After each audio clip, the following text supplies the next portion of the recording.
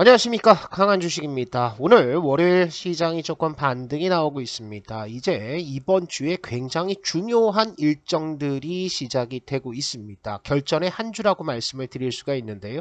지속적으로 말씀을 드렸지만 한국 시장은 3,000포인트가 아니라 4,000포인트대까지도 올라갈 수 있는 희망을 가지고 있습니다. 시장 흐름들 전체적으로 먼저 살펴보고요. 이런 큰 흐름 안에서 우리가 어떤 업종들을 사야 되는지 이것을 한번 짚어보도록 하겠습니다. 최근 들어서 시장이 안 좋은 이유는 국채금리가 계속해서 상승세를 보이고 있다라는 거죠. 미국의 10년물 국채금리를 보시면 4.3%를 찍었고요. 소폭 하락하면서 4.25까지 내려오자 나스닥 시장 소폭 반등에 성공하는 모습이었죠. 시장에 이렇게 금리가 상승하는 기간들을 한번 보신다면 1970년대 유가 파동으로 인해서 하이퍼 인플레이션이 나오면서 폴 볼커가 금리를 20% 이상 올리면서 기존금리를 따라서 올라가는 흐름들이 아니라 미국 재무부에서 국채 발행을 많이 했기 때문에 일시적인 흐름으로 나오고 있다. 이거를 이제 지난 영상에서 말씀을 드렸습니다. 미국의 지금 인플레이션은 어떠냐? 이것을 보기 위해서 지난주에 발표됐던 소비자 기대 인플레이션을 한번 보도록 하겠습니다. 자, 작년까지만 하더라도요. 기대 인플레이션은 7%대까지 넘어갔습니다. 이게 5년 뒤에 인플레이션이 이렇게 올라갈 것이라고 예상을 하는 사람들이 상당히 많았다라는 거죠. 그러면 중장기적으로 7%의 인플레이션 기대를 하고 있다. 이것을 우려하고 있다라고 한다면 사람들은 소비를 미리 땡겨서 할 가능성들이 많습니다. 그러면 인플레이션은 더 떨어지지 않는다라는 거죠. 그래서 이런 심리적인 요인들 때문에 기대 인플레이션이 내려와 주는 것이 지금은 굉장히 좋은데 일단 미시간대에서 발표하는 소비자 기대 인플레이션은 3%대까지 내려온 상태입니다. 그래서 심리적으로도 많이 안정이 되어 있다라는 것들이죠.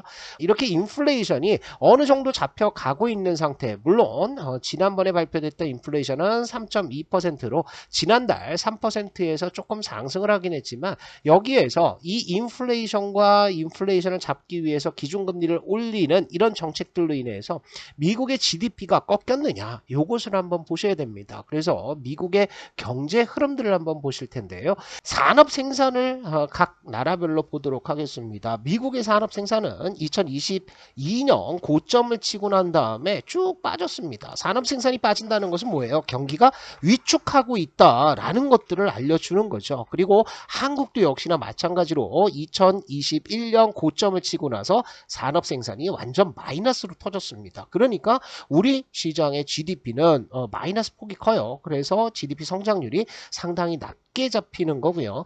중국 같은 경우에는 4%에서 5%의 GDP 성장률을 예상하고 있는데 그것은 마이너스로 크게 빠지지 않는 산업 생산, 이것을 보시면 중국 경제가 특별히 마이너스로 빠지지는 않았지만 여전히 침체 국면에 있다라는 것들을 알 수가 있죠. 중국 같은 경우는 선진국이 아닙니다.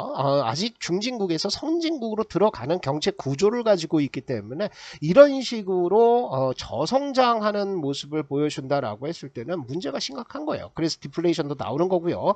그리고 일본 같은 경우에도 역시나 2021년 산업 생산이 고점을 치고 내려왔습니다. 마이너스로 빠졌다가 이제 바닥을 치고 이렇게 올라가는 모습을 보여주고 있는데 산업 생산이 돌아선다라고 한다는 것은 제조업 쪽의 경기가 이제 바닥을 치고 돌아선다라고 볼 수가 있겠죠. 그래서 경기는 사이클입니다. 우리가 항상 경기가 좋은 것들이 아니라 요 경기는 과열로 갔다가 다시 침체 국면으로 갔다가 이렇게 이제 사이클을 보여준다라는 거죠. 그래서 이 사이클이 지금은 어떻다? 미국과 한국과 일본은 바닥을 치고 올라오고 있는 거고 중국도 일단 바닥을 쳤습니다. 여기에서 이제 어떻게 땡겨 올리느냐, 요것이 문제가 되겠죠. 그러면 우리가 알 수 있는 것은 주요 국가들의 경기 사이클은 지금 저점을 치고 올라오는 국가들이 상당히 많다라는 거죠.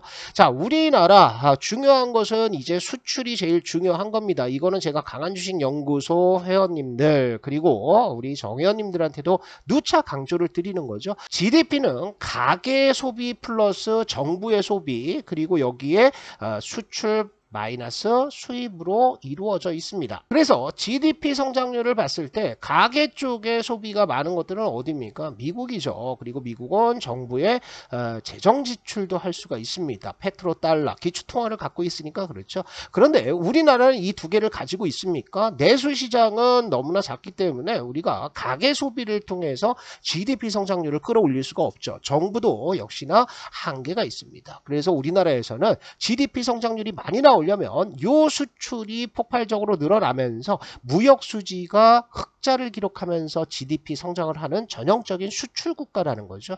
이것은 과거의 수출 동향과 코스피 시장의 지수 흐름을 보면 알 수가 있는데요. 우리가 이렇게 한번 보세요. 지수가 한 번씩 크게 올랐던 구간에서는 어떻게 됩니까? 미리 수출이 돌아서면서 수출이 폭발적으로 늘어났을 때 지수의 대세 상승이 나옵니다. 그래서 이것은 수출 절대 물량이 아니라 수출 증가율이에요. 그래서 증가율이 바닥을 찍고 여기에서 수출이 폭발적으로 늘어날 때 뭐도 올라간다? 코스피 시장도 대세 상승을 보여준다는 거예요. 몇 년 동안 올라갑니다. 그리고 여기에서도 수출이 완전 바닥을 찍었죠. 2016년, 17년에 안 좋았습니다. 그러다가 수출이 늘어나니까 그동안 5년 동안 갖고 왔던 박스권을 돌파하는 상승세가 나왔던 거죠. 2020년 코로나 팬데믹 때 수출 완전히 막혔었습니다. 그런데 이 수출이 터지기 시작하자 유례 없는 급등세가 보였다라는 거죠. 그러면 지금은 어떻게 되고 있느냐? 지금은 수출이 바닥을 찍고 있는 상황입니다. 여기에서 만약에 수출이 돌아서기 시작한다라고 했을 때는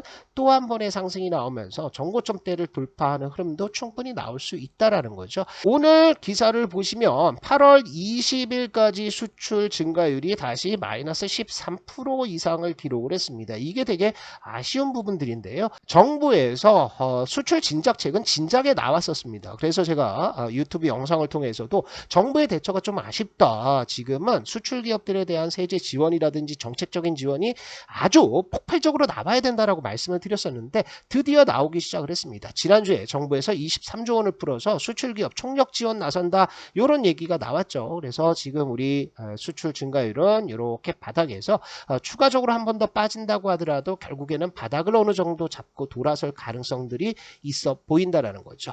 자, 그러면 최근 들어서 달러 인덱스 올라가고 그 10년물 국채금리 올라가고 하면서 글로벌 시장에 위험이 있느냐, 시스템적인 위험이 있느냐라는 것들을 보는 가장 손쉬운 지표가 CDS 프리미엄이에요. CDS 프리미엄을 보시면 미국, 유럽, 아시아 모두 CDS 프리미엄이 조금은 올라갑니다. 이 CDS 프리미엄은 국채를 발행할 때 혹은 채권을 발행을 할 때 도산 위험, 파산 위험 때문에 여기에서 프리미엄 금리, 추가 금리를 붙이는 것이 CDS 프리미엄인데 이것이 이렇게 올라가는 게 아니라 이렇게 폭발적으로 올라가는 흐름들이 한번 나온다라고 했을 때는 우리가 이거 뭔가 신용 위기가 나올 수 있구나라고 생각해야 되는데 지금은 그런 흐름이 있습니까? 그런 흐름이 없다라는 거죠. 그렇다면 자, 첫 번째 아까 말씀드렸듯이 미국과 한국, 일본 주요 국가들의 경기는 바닥을 치고 올라가고 있어요. 그 다음에 두 번째로 한국의 수출은 바닥을 치고 역시나 올라가려고 하고 있습니다. 세 번째로 시스템적인 위기가 있느냐? 시스템적인 위기 없죠. 그렇다면 지금의 조정에 있어서는 여러분들이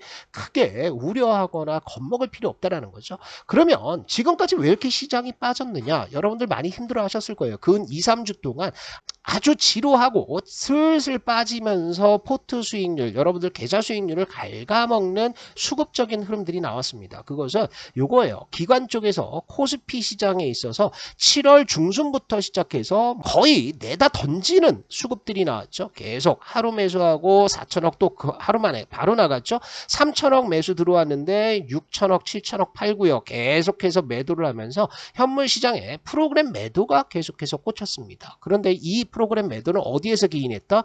외국인들이 이렇게 여기서부터 보면 3조 3천억이고요. 8월 1일을 제외한다라고 한다면 5조 원 가까운 선물 매도를 통해서 시장을 눌렀다라는 겁니다. 외국인들은 선물을 무한하게 매도할 수 없습니다. 대략적으로 2조에서 3조 정도를 한쪽 방향으로 매수를 하거나 매도하면 그 다음부터는 반대 방향으로 나오게 되어 있고요. 이게 특별한 경우에 따라서 4조에서 5조까지 늘기는 하는데 이런 것들은 굉장히 이례적이라는 거죠. 그래서 지금의 외국인들의 파생 쪽, 특히 선물 쪽의 매도는 되게 이례적이다. 외국인들이 하방 포지션을 잡을 수밖에 없는 것이 아까 말씀드렸듯이요. 금리 올라가고 있죠. 그죠? 그 다음에 환율 상승을 하고 있습니다. 이것 때문에 올라가고 있는데 이런 것들이 지금은 막혔다라는 거예요. 4.3% 여기에서 고점에 걸리고 있는 상태고요. 환율도 달러 인덱스가 103선에서 일단 브레이크가 걸리고 있는 상태다. 그러면 요 선물이 조금이라도 환매가 들어온다라고 한다면 시장이 좋아집니다. 그래서 월요일장에 외인들이 선물을 2천억 이상 매수를 하면서 시장이 툭 튀어 오르는 게 이렇게 수급적인 특징이 있다라는 거죠. 그러면 우리 시장에서 이제 상승 반전을 할 때 우리 유튜브 시청자 여러분들이 어떤 업종들, 어떤 종목들을 사야 되느냐, 이게 이제 문제가 되는 거죠. 한국 시장의 밸류에이션을 한번 보도록 하겠습니다. 요거는 DB금융투자에서 나온 코스피의 거시적 마진 모형이라고 얘기를 해요. 그래서 아주 좋은 자료가 나왔는데 이 마진이라는 것은 뭡니까? 판매가 빼기 원가가 되겠죠. 이것을 우리가 마진이라고 부릅니다. 아주 간략하게 이제 얘기하면 이렇게 되는데 그것은 뭘 보고 할 수 있느냐? CPI 상승률에서 PPI 상승률, 그러니까 소비자 물가지수에서 생산자 물가지수를 빼면 그게 마진이 되는 거 아니에요. 그죠? 그래서 요것을 계산을 해 봤더니 어떻게 된다? 이전까지는 이렇게 마진율이 마이너스로 갔었습니다. 그래서 시장이 박살이 났던 거고요. 그리고 요것이 회복하고 있는데 2024년 6월 달에 정점을 치면서 마진율은 내년 중반 혹은 후반까지 상승한다라는 것들이죠. 그런데 지수는 어떻게 되고 있습니까? 요것을 반영을 하고 있어요. 이미 요것 때문에 반등이 나오고 있다라는 거죠. 그래서 내년까지는 실적 흐름들이 좋다라고 봐야 되겠죠. 그러면 이것을 밸류 차원에서 한번 본다면 요것은 코스피 시장의 최근 10년의 PER 밴드입니다. PER 밴드가 11배 수준을 깨고 내려왔어요. 이 11배 수준이라고 한다면 이것을 어디에서 봤던 수치입니까? 여기입니다. 그죠? 2019년, 2020년 박스권을 기록했던 요 구간, 여기에서 PER 수치가 나왔다라는 거죠. 그러면 PBR 차트는 어디까지 내려왔느냐? 0.87배까지 내려왔습니다. 이거 조금만 더 내려오면 완전 저점이라는 거예요. 그래서 여러분들이 지금 우리 시장에 대해서 너무 겁먹을 필요가 없다. 그리고 작년과 같은 투매는 나오기 어렵다는 거죠. 자, 그렇다면 이런 상황에서 어떤 업종을 보느냐? DB금융투자에서는 반도체를 위시한 가치주라고 얘기를 하는데 시클리컬 종목이에요. 그러니까 경기 사이클이 고점 치고 내려와서 침체로 갔다가 다시 살아나는 구간, 여기에서 올라갈 수 있는 업종, 지금 볼 수 있는 것은 뭐다? 반도체를 비롯한 시클리컬 업종이라는 겁니다. 그래서 이 시클리컬 업종은 뭐와 같이 움직이느냐? 경기 선행지수와 같이 움직여요. 그래서 경기 선행지수는 제가 지난 영상에서 말씀드렸듯이 이렇게 돌아서고 있습니다. 미국도 돌아섰고요. 유럽은 미리 돌아섰죠. 일본 역시 돌아서면서 OECD 경기 선행지수가 모두 돌아서는 모습을 보여주고 있는데 이렇게 경기가 살아난다. 반도체, 자동차 이런 시클리컬 업종들의 상승들이 훨씬 더 강하게 나올 것이라는 겁니다. 자, 업종별 영업이익의 전망치들을 한번 보도록 할게요. 제가 이제 섹터를 3개 정도로 나눴었는데 빨간색으로 기록한 것들은 이미 좋은 영업이익 예상치를 보여주는 섹터라는 거죠. 그러니까 조선 같은 경우에는 수주가 계속 터지잖아요. 좋습니다. 자동차도 지금 실적 흐름들 굉장히 잘 나오고 어닝 서프라이즈 나오고 있죠. 유틸리티도 역시나 마찬가지입니다. 그런데 얘네가 이제 조심할 것은 뭐냐 하면 이 영업이익 전망치들이 하향 조정되는 것들은 조심해야 돼요. 그러면 고점을 치고 내려올 수도 있습니다. 그런데 아직까지는 자동차나 조선 쪽에서 그런 흐름들은 보여주지 않고 있고요. 두 번째는 뭐냐 하면 자, 바닥에서 최악의 영업 업황을 보여주는데 이것이 상승으로 전환될 수 있는 종목들이라는 거예요. 그게 뭐냐면 화장품입니다. 이 화장품이 예상 영업이익들이 이렇게 빠졌습니다. 그런데 이것은 왜 그런다? 중국의 리오프닝이 뒤로 미뤄지면서 이 구간에서 올라갈 것으로 봤는데 이게 떨어졌다라는 거예요. 그런데 중국이 지금 최근 들어서 한국 단체 여행을 허용하면서 이것이 이렇게 올라갈 가능성이 있다라는 거죠. 그 다음에 반도체입니다. 반도체는 완전 바닥까지 왔죠. 그죠? 그런데 이것은 어떻게 된다? 지금 전망치들은 계속해서 상향 조정되고 있다라는 거예요. 그리고 디스플레이도 역시 삼성전자의 OLED 초격차 전략에 따라서 이것이 이렇게 돌아설 가능성들이 있다라는 겁니다. 그러면 조선, 자동차, 그 다음에 유틸리티, 디스플레이, 반도체, 그리고 중국 관련주들은 봐야 된다라는 것들이고요. 이게 과거에는 좋았는데 증권 같은 경우 또 보험 같은 경우에는 영업이익 전망치가 올라옵니다. 이렇게 올라왔어요. 이렇게 폭발적으로 올라왔죠.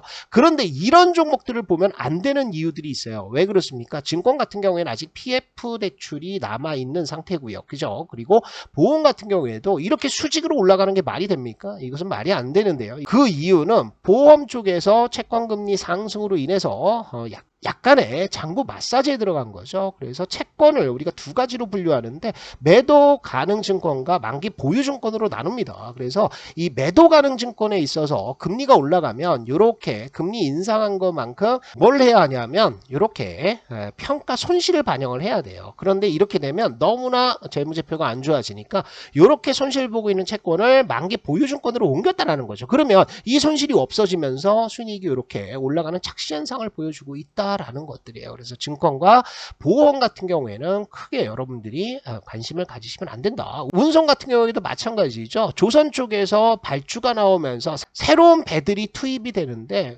그렇게 된다라고 한다면 운송 쪽에서는 치킨 게임이 벌어질 가능성들이 있다라는 거예요. 건설 보시면 안 되죠. 그 다음에 철강 역시, 화학 역시 그렇게 우리한테 양호하지 않다. 그렇다면 여러분들 업종들은 딱 정해지게 됩니다. 조선 이것은 이제 보유자 영역이라고 보셔야 되고요.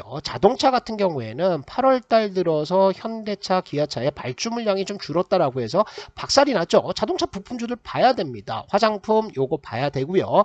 증권, 보험 이런 것들은 보지 마시고 뭘 본다? 반도체 봐야 되죠. 그죠? 그 다음에 디스플레이 봐야 됩니다. 이렇게 업종 정리를 하시면 좋을 것 같고 이번 주에 아주 중요한 이슈가 있죠. 24일 날에는 잭슨홀 미팅이 있습니다. 이때 파월이 어떤 얘기를 하는지 작년에는 완전 매파적인 발언을 했었는데요. 이번에는 인플레이션이 3%대까지 내려온 상황에서 추가적으로 매파적인 발언을 할 가능성보다는 현재 진행되어 온 것들 쭉 설명하고요. 우리 연준이 잘했다. 그리고 미국의 경제는 튼튼하다. 그런데 인플레이션이 앞으로 더 떨어지는 것들을 좀 보고 가야 된다라는 원론적인 내용들로 끝날 가능성들이 있습니다. 또 하나는 뭐가 있냐면 23일이죠. 엔비디아의 실적 발표가 있습니다. 여기에서는 이제 여러분들이 마냥 좋아할 필요는 없어요. 왜 그러냐면 엔비디아의 실적은 서프라이즈가 나올 가능성 많습니다. 그런데 이 서프라이즈를 바라보는 눈이 이만한 서프라이즈냐 아니면 이거보다 더 올라가서 이만한 서프라이즈냐 이것을 좀 가늠을 하셔야 되는데 지금 분위기상 보면 서프라이즈에 대한 기대감들이 너무나 커져 있는 상황이라는 거죠. 그래서 시장의 기대치를 충족하지 못하면 오히려 이쪽에서 엔비디아 관련주들이 물량을 한번 맞을 가능성들이 있다. 이거는 염두에 두시고요. 다만 요 풋콜 레이쇼 그러니까 엔비디아에 대해서 풋옵션과 콜옵션 베팅한 비율들을 보시면 아직까지는 콜옵션이 많은 상황이에요. 그런데 지난주보다는 수치가 좀 바뀌긴 했죠. 그래서 요 수치들을 보면 시장에서는 상방으로 보고는 있지만 이 상방의 강도는 조금씩 약해지고 있는 상황이다. 그래서 지금 반도체를 추격 매수하기보다는 실적 발표 이후 한번 급등이 나오던 급락이 나오던 이벤트를 한번 끝내고 난 다음에 진입하시는 것들이 낫지 않나 이렇게 정리를 드리도록 하겠습니다. 보다 세부적인 종목에 대한 내용들 이것은 유튜브에서 제가 하나하나 언급드리기는 어렵고요. 제가 강한주식연구소에다가 올려놨습니다. 그래서 여러분들 모두 강한주식연구소 어플로 들어오시면 되겠는데 모든 컨텐츠 무료입니다. 유료 없어요. 그리고 여기에서는 매일같이 단타 종목들 추천도 되고요. 매크로 지표 해설도 나오고 있습니다. 어느 순간에는 제가 매크로 얘기 안 하고 종목 얘기만 할 거예요. 지금은 매크로가 중요하기 때문에 이 얘기를 주로 하고 있는데 조만간 종목에 대해서 이 종목 사야 된다 저 종목 사야 된다라고 종목에 대해서 툭툭 찔러드리는 흐름들 강한주식연구소에서 확인하실 수가 있습니다. 강한주식연구소 회원님들은 이미 수익이 이렇게 나오고 있어요. 시장이 좋지 않아도 100% 넘는 수익들 쭉 나오고 있다는 거죠. 70%, 60%, 50%, 40% 이런 식으로 덩어리로 크게 먹을 수 있는 방법들 강한주식연구소에서 배우실 수 있습니다. 종목들도 나가고 있고요. 그래서 설치하시는 방법은 우리 영상의 설명란 그리고 첫 번째 댓글에다가 제가 링크 올려놨으니까 주식을 유튜브 보면서 투자하겠다라고 생각하시는 초보분들이라고 한다면 강한주식연구소 어플은 반드시 사용하셔라 이렇게 말씀을 드리겠습니다.